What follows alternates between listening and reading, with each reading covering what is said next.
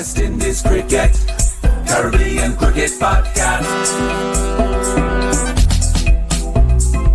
West Indies Cricket, Caribbean Cricket Podcast. Yes, ladies and gentlemen, welcome back to another edition of the Caribbean Cricket Podcast. This is the latest in the 2025 Caribbean Cricket Podcast CPL. I was about to say specials, but let's just call them episodes where we focus on different CPL teams and kind of just break it down and look at their chances of winning, etc. As ever, I am mindful that at the time of recording, we are yet to do a deep dive into TKR. And earlier today, on Sunday, TKR comprehensively, I know it was only by 12 runs, but the match was sewn up so long in advance that pretty much from the moment TKR hit 2-3-1, they were going to win that game, right? So TKR beat St. Kitts and Nevis Patriots by 12 runs earlier on today. Colin Munro hitting 120-odd in that victory. And then the bowlers, on the remembrance at Warner Park is a 200 ground. I don't know what was going on early doors in the tournament where people couldn't get over 200. But Warner Park is a 200-plus ground, and TKR proved that today, and even St. Kitts in their reply.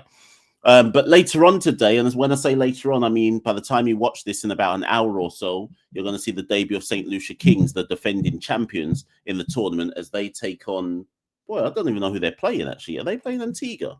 See what I mean? Like, I start doing these episodes and then I forget or are they playing Guyana?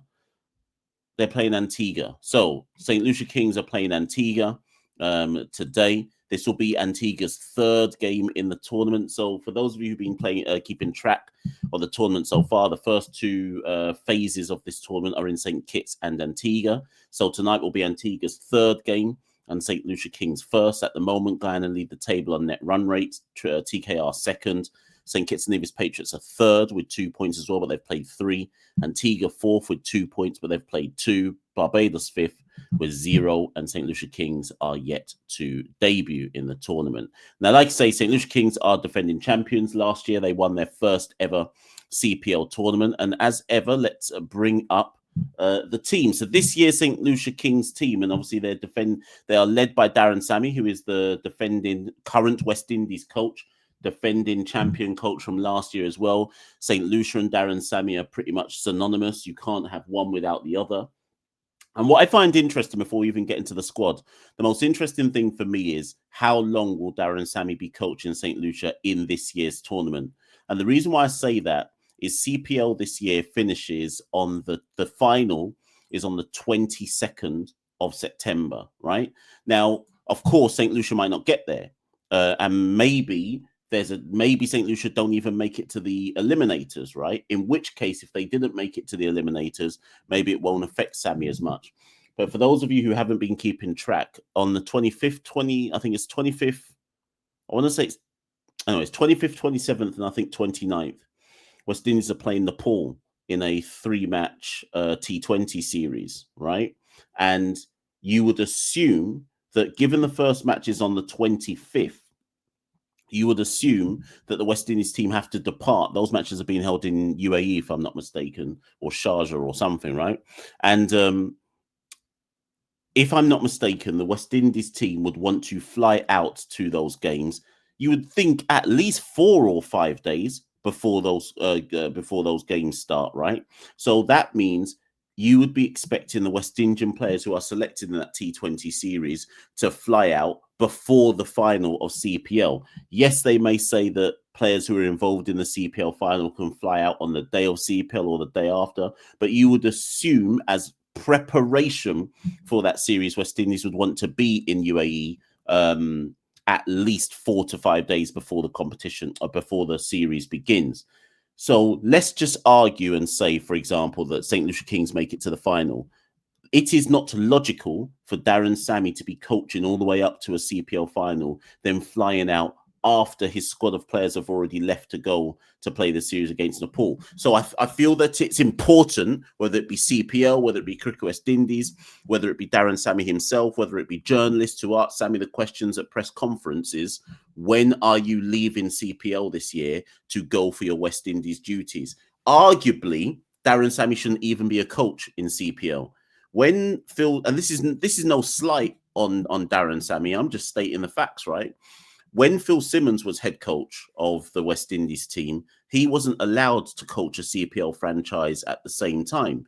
And I remember because a question was asked of him about why are you going to be coaching in CPL, and his response, if I'm not mistaken, was something along the lines of it's a conflict of interest. It breaches the contract that I've got with West Indies if I was to coach in CPL. Obviously, Daren Sammy, it doesn't breach his contract, and I would hazard a guess that him being allowed to coach Saint Lucia in CPL was probably part of the negotiations before he became any head coach of any of the West Indies teams as it is. But if I'm Daren Sammy, and if I'm in Daren Sammy's position, I don't think he should be coaching in CPL. Not because I don't think he's good enough to coach in CPL or anything dumb like that. I just don't. One, I think it's conflict of interest, and two, have a rest, my guy. You've just been spending bare time with the West Indies. Since he got the head coach job of all the formats in April, he's basically not had a day off. Like, my guy, it's all right to not coach St. Lucia. Have a rest. You've got a hectic year coming up. After Nepal, then you have to go to India for the 2 test matches. Then we go New Zealand pretty much for 2 months at the back end of the year. Like, take a rest, my guy. So, anyways, that's for Sammy to determine if and when that's relevant. Let's look at the St. Lucia squad. First things first, here's a controversial point. Who captained it last year? Was it Faf? It was Faf, wasn't it? Yeah, Faf du Plessis captained them last year. So obviously Faf isn't back this year. Where is Faf? Is he in the 100 or something? I don't even know where Faf is. So they're captained by David Visa. A lot of people have been cussing about the amount of overseas captains in CPL this year. Imran Tahir captains Guyana, although you could say he's Guyanese. Last year's captains, just for argument's sake. So 3 of the captains last year were West Indians. So Andre Fletcher captained St. Kitts, Pollard captained TKR, Powell captained Barbados Royals. So, and people are looking at things like Guyana and saying, why is Imran Tahir captaining Guyana when Shea Hope, who's the West Indies captain, is in the squad? Roston Chase is the test captain. He's not captaining Saint Lucia Kings. It's David Visa. Whatever. That's for I don't actually care, but I know that's a talking point for some people. So the overseas players, David Visa, Tim Seifert, Tabré Shamsi, Delano Potgite, I don't know who he is. And who's the other one? Tim David. Now, Visa and Seifert were there last year, so they're familiar with the franchise. Shamsi has played CPL numerous times. Tim David just mashed up West Indies whilst playing for Australia this summer as well. So he is not unfamiliar with the conditions in the Caribbean, so he should be good. And this Delano South African guy, somebody's going to have to get in the comments and tell me about him. I don't know nothing about this guy, right? But what I do know, forget Delano for a second, those 4 overseas players are all familiar with Caribbean conditions, so they will suit St. Lucia fine. All 4 of them will start. I don't know about Delano. I have to wait and see what he's like. But Visa's the captain, so obviously he plays.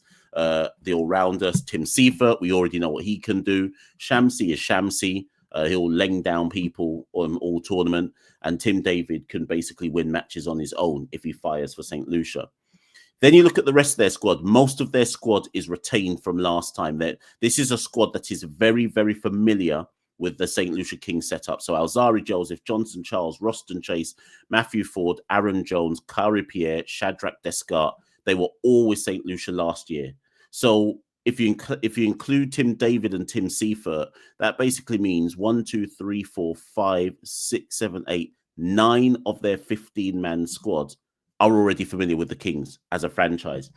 Now, you could argue, is that what a winning championship side does? Once you win a title, do you keep pretty much 3/4 of your squad and try do back-to-back? It seems that's what St. Lucia Kings are going to do. So we don't have to critique the squad so much because they've basically kept the majority of their winning squads.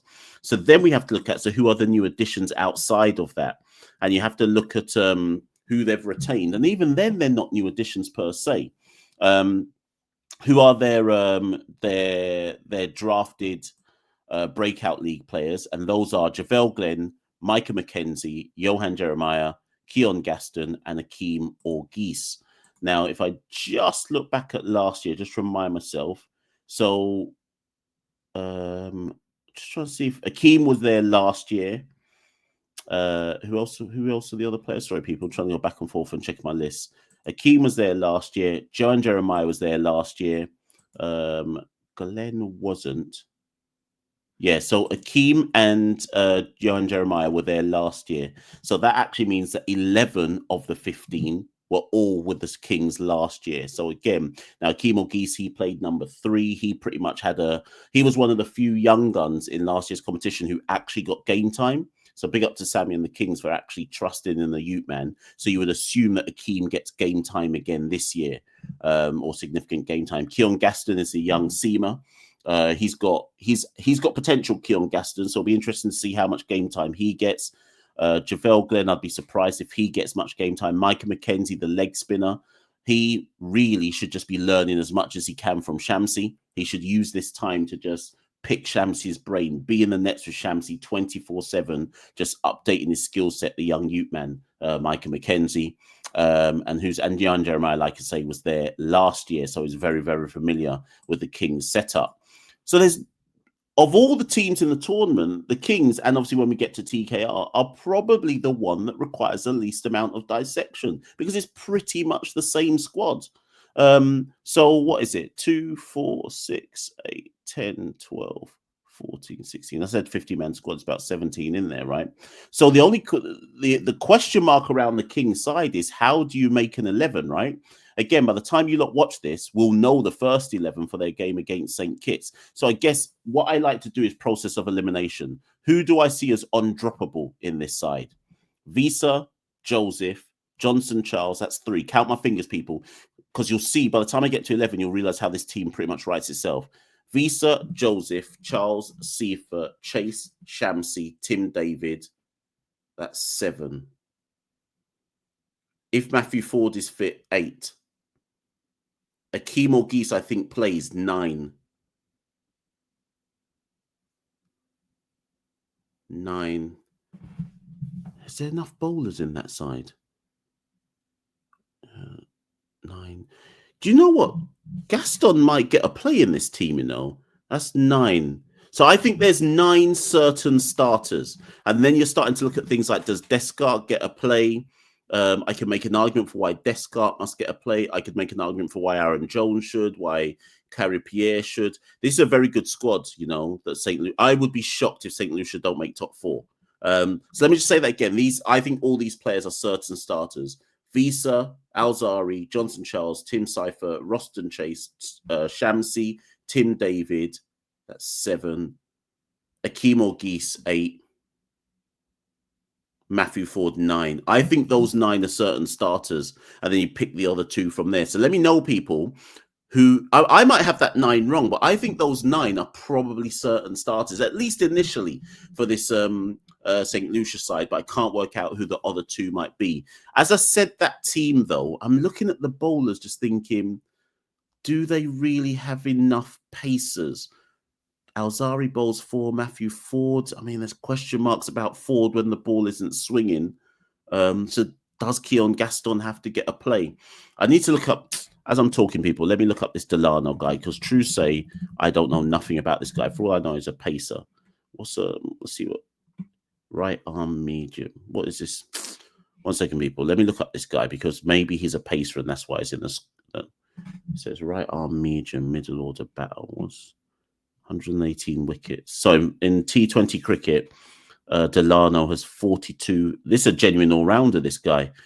So let's just look at his T20 stats. He's played 78 T20 matches, averages 31, strike rate 133. And with the ball, he's taken 42 wickets at 17 apiece, economy 7.89. So are they going to be using him as an all-round? It's not. When I look at his T20 records around the world, he hasn't bowled a significant amount. It's hard to tell. It's hard to tell. So the only critique I guess I've got of that St. Lucia side is I'm just looking at the bowler, and this is why I think Keon Gaston might play, because I'm looking at their paces and just thinking it's just really Alzari Joseph. If you don't put Keon Gaston in with him, do you really have a pace attack? That's not a disrespect to Matthew Ford, but you should know why I'm saying that, right? But either way, like I say, on paper, this team makes the final 4. So at the moment, I have TKR, Guyana, Saint Lucia are definitely making the final four. I assume that one of St. Kitts and Antigua will definitely not make the final four, which means that it's between basically one team from Barbados and probably is who you decide is less shit out of St. Kitts and Antigua. They will go head to head with Barbados to try and be the final four team. But I have St. Lucia as in the final four. No doubts about it whatsoever. Can they retain their title? Well, I'd assume that this tournament is between them, Guyana, and Trinidad to determine if they can or if they can't. If they do, Sammy's stock goes up. If they don't, you'd imagine that the uncles will cuss Sammy and say he's no good. So very, very intriguing. Like I said at the start of the top of the show, I'm more interested about how long is Sammy going to be coaching this side in this tournament. And when he stops coaching them, because he's got to go off to do West Indies duty, who coaches Saint Lucia then? Listen, that's it from me, people. Little quick one on Saint Lucia Kings. Get in the comments below, let me know. A little bit of watching for you before you watch tonight's game between Antigua and Saint Lucia. Like, share, and subscribe as ever. Hit that notification bell. You done know already. And if you want to support the Caribbean Cricket Podcast, head to www.patreon.com/Carib Cricket. Anybody who's one of our 10 Mount Gay tier on Patreon, the £10 tier one or 10 whatever your currency is, you get all these podcasts ad-free, audio ad-free to listen to via Patreon. So there's lots of different perks depending on what particular tier you become a patron on. Go look at that, people, and get involved. It's an easy way to support the Caribbean Cricket Podcast. If you're somebody who likes to learn about algorithms around sports data, and if you're somebody who likes to lay down bets in a sports betting capacity, obviously do that stuff responsibly. By no means am I encouraging you lot to get involved in that. But if you're somebody who likes studying the patterns and trends within the sport to use that data to then go lay down flutters, get involved with Parlay Pros. You can see, if I remove Sammy for a minute, you can see their logo in the top corner. All the descriptors are in the descriptor below. You can use Super Chat, you can use Super Thanks, read all the descriptors and get involved where you can. If you do get involved with Parlay Pros, try to use the code CCP if you choose to sign up. Listen, I'll be Machel St. Patrick here at one half the Caribbean Cricket Podcast. I'll be back very, very soon with the final team, which will, of course, be TKR. See you all very, very soon. Peace. West Indies Cricket, Caribbean Cricket Podcast.